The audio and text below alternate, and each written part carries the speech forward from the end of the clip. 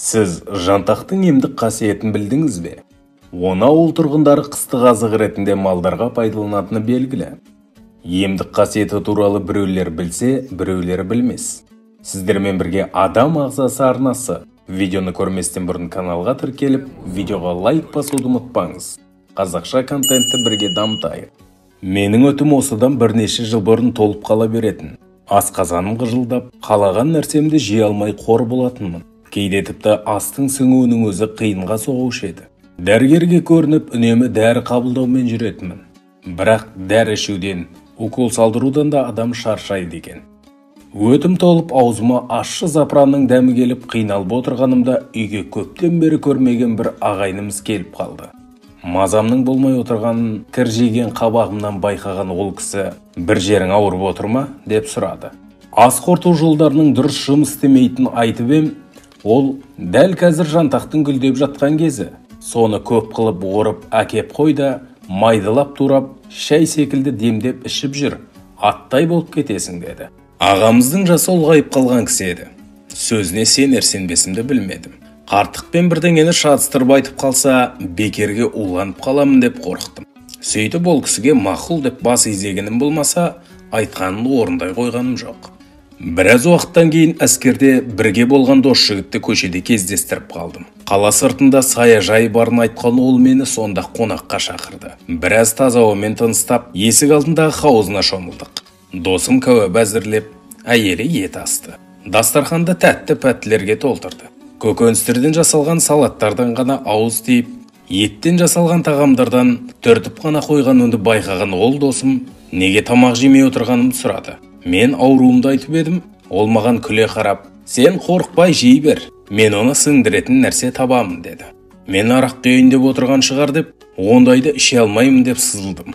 Шыны керек, арақты жақпайтын. Сонда досым маған күштеп, кәуапты да, беш бармақты да жегізді. Бірер сағаттан кейін әйелі шай демдеп әкелді. Дәмі өзгешелеу екен, ішіп отырмын. Қандай шай деп сұрауға ұялдым. Сонда не керек?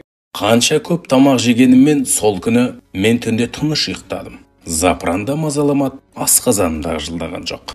Ертесіне қайтып бара жатқанымда досым құтыға салынған бірдеңе берді. Не екенін сұрағанымда ол, бұл сені ауруыңнан айықтыратын нәрсе. Күніге осының бір шай қасығына бір стақан қайнаған су құйып іше бер, жақсы болып кетесің деді.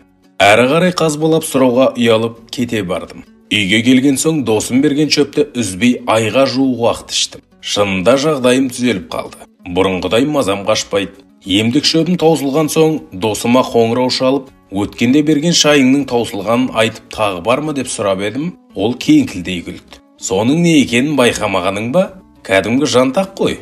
Оны гүлдеген кезде орып ал да, көлеңкеде кептіріп, ұнтақтап, шай қылып іше бер, бойыңда ауру қалдырмайды деді. Содан бастап жаз шықса, жантақ жинап алатын болдым. Сөйтіп оны шай ретінде ішіп жүремін. Құдайға шүкір, денсаулығым 100% жақсарып, өзім жасарып кеттім деуге болады. Жантақтың суыққа қарсы ыстық түсіретін, жөтелді басатын, жараның аузын жиыратын, зәр айдайтын, іш қатуын болдырмайтын қасиеттері де бар.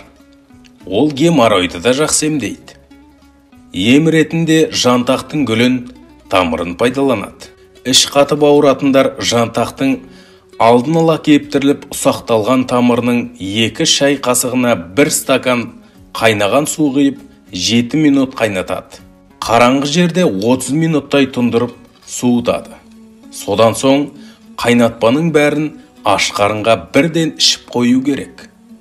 Ішті жақсы жүргізеді. Ал жатыр мойынның эрозиясы, ірің және геморрой аурулары кезінде жантақ ваннасын қабылдау керек. Ол үшін жантақтың 4 ас қасығына 500 мл қайнаған су құйып, оны 2 сағат тұндырып қояды. Содан соң онымен ауырған жеріңізді жуасыз. Жантақтың осында емдік қасиеті бар.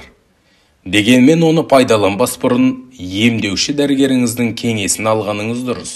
Осымен видеоны аяқтаймыз. Егер видео ұнаған болса, лайк басып пікір қалдырыңыз. Және де каналға жазылуды ұмытпаңыз.